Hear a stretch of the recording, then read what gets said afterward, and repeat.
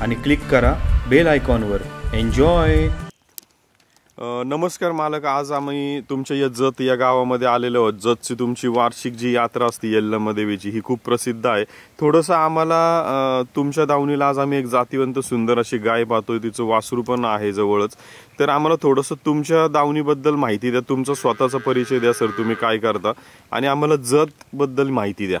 सुरुवात. नमस्कार, मी निलेश तुराई, मी माध्यमिक शिक्षक आहे आणि जतबद्दल बोलायचं झालं तर जत हे महाराष्ट्राच्या कर्नाटक बाँड्रीवरती सांगली जिल्ह्यातले एक गाव आणि आमची ही जतची यात्रा, यल्लम्मा देवीची यात्रा महाराष्ट्रात प्रसिद्ध आहे, खास खिलारसाठी. आणि महाराष्ट्र, कर्नाटक, तमिळनाडू, आंध्र प्रदेश इथून या यात्रेसाठी भाविक वर्ग येत असतो. तशी आमची यात्रा प्रचंड प्रसिद्ध आहे. या कोरोनाच्या काळात आणि त्यानंतर लंपे या दोन गोष्टीमुळे खिलारचा बाजार तेवढा म्हणावा तसा भरलेला नव्हता, परंतु यावर्षी प्रचंड मोठी उलाढाल आणि भरपूर जनावरांची संख्या ही आली. ओके सर, आता तसं पाहायला गेलं तर ही जी यल्लम्मा देवीची यात्रा असते, म्हणजे आजपर्यंत आम्ही महाराष्ट्रातल्या किंवा कर्नाटकातल्या बऱ्याचशा यात्रा पाहिल्या, पण तुमच्या यात्रेचं स्वरूप खूप मोठं असतं. मग यात्रेचं स्वरूप आता गेल्या काळामध्ये, आता कोरोना असेल, लंपी असेल, त्या काळात 4 वर्षांनी 2019 नंतर आज भरते. तर आता एवढ्या वर्षानंतर यात्रा भरणं किंवा आता तुमच्या भागातला उद्योगधंदा काय आहे, शेतीमध्ये काय लोकांकडे असतं आणि ह्या यात्रेच्या स्वरूपाबद्दल आम्हाला सांगा.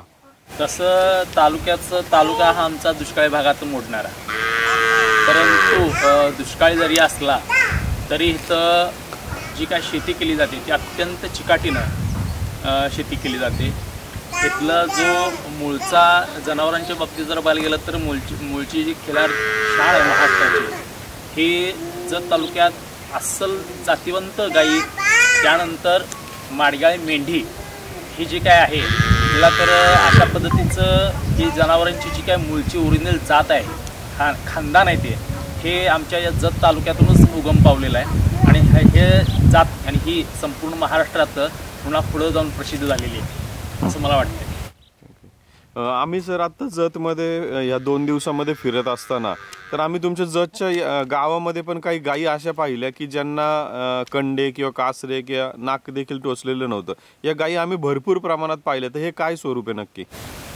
हे जतमध्ये कसं आहे, जतमध्ये पूर्वी काही लोकांनी खास जतमधील काही मंदिरं आहेत आणि त्या मंदिरासाठी गायी दान केलेल्या होत्या आणि त्या या जत शहरामध्ये अशाच मोकळ्या स्वरूपात चरतात, खातात, पितात, अगदी कुणालाही केसाचाही त्रास देत नाहीत.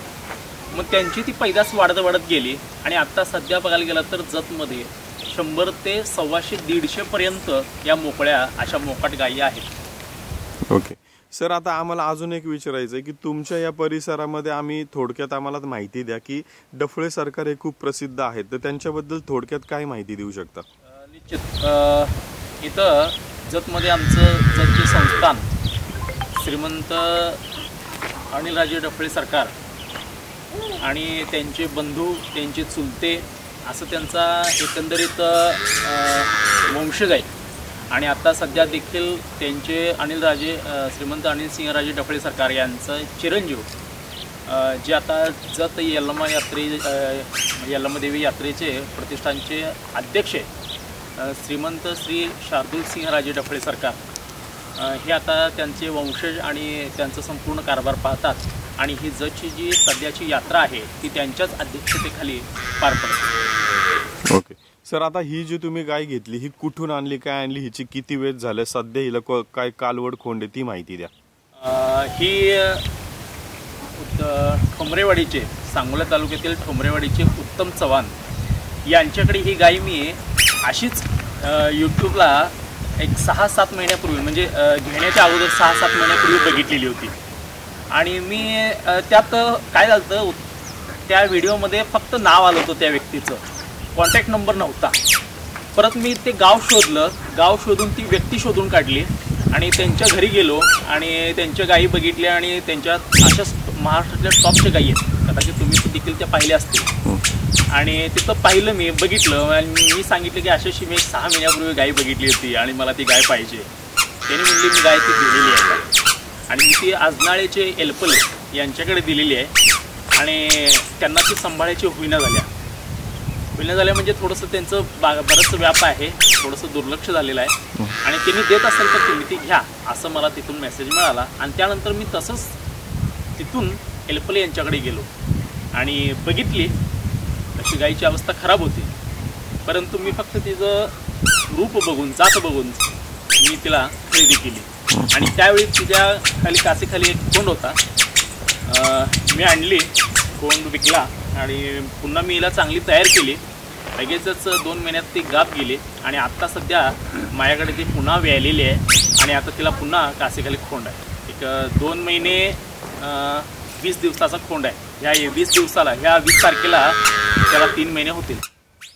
ओके सर, तुमचं हे जी यात्रा भरते जतची, या यात्रेला कुठून कुठून खरेदी करण्यासाठी किंवा या बैल बाजाराला येत असतात लोक? महाराष्ट्रातील मोठमोठे व्यापारी आणि जो जुना जाणता खिलारचा जाणता चाहता आहे, ज्याला अस्सल खिलार जातीवंत पाहिजे, तो ग्राहक आमच्या जतच्या यात्रेत खास बघण्यासाठी आणि खरेदी करण्यासाठी येत असतो.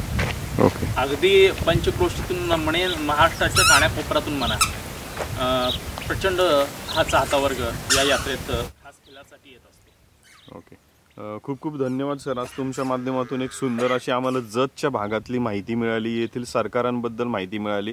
सर, आम्हाला परत एकदा तुमचं नाव, गाव आणि फोन नंबर सांगा. मी निलेश तुराई, राहणार जत, तालुका जत, जिल्हा सांगली. मी एक माध्यमिक शिक्षक आहे आणि माझा मोबाईल नंबर 9922 80 44 74. सर, मला थोडंसं आता एक विचारायचं आहे की मी आता जतच्या भागामध्ये आलो, इवन चॅनलच्या माध्यमातून माझी पण जी काही ओळख या भागात झाली, तर ज्यांच्याशी झाली ते शिक्षक वर्ग, शिक्षक क्षेत्रातले आहेत. तुम्ही नेमकं शिक्षक आहात. सर, आता ॲक्च्युली हे विचारायचं आहे की ॲक्च्युली आजकाल म्हणजे आम्ही शहरी भागात किंवा गावाकडं पण शक्यतो खिलार नको म्हणतो लोक, की त्याच्याकडून आता तरी बंदी उठली, त्याच्यामुळे थोडंसं आहे अवेअरनेस.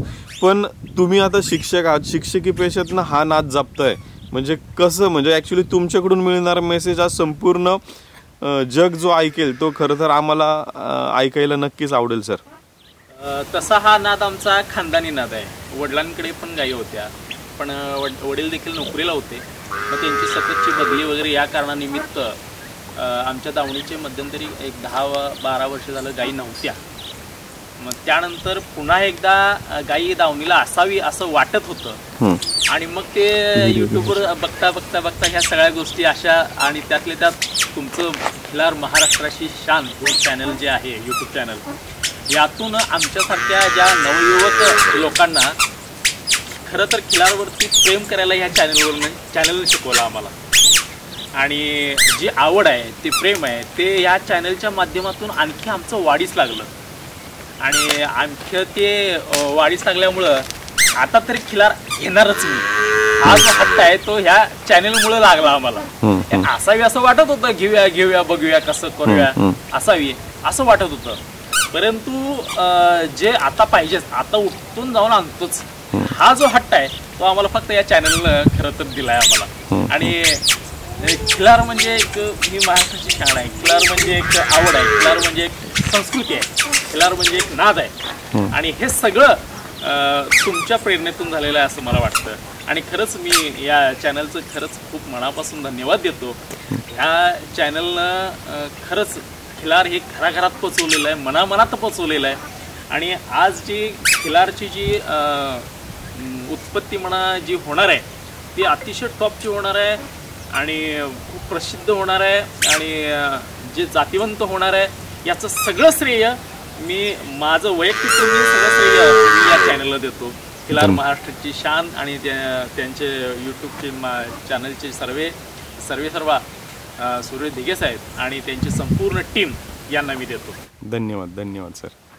धन्यवाद सर. आज तुम्ही तुमचा नाद कशा पद्धतीने जपताय, सांभाळताय आणि लोकांनी देखील जपलं पाहिजे याबद्दल सुंदर माहिती दिली, त्याबद्दल खूप खूप धन्यवाद सर. खिल्लार महाराष्ट्राची शान, खिल्लार महाराष्ट्राची शान.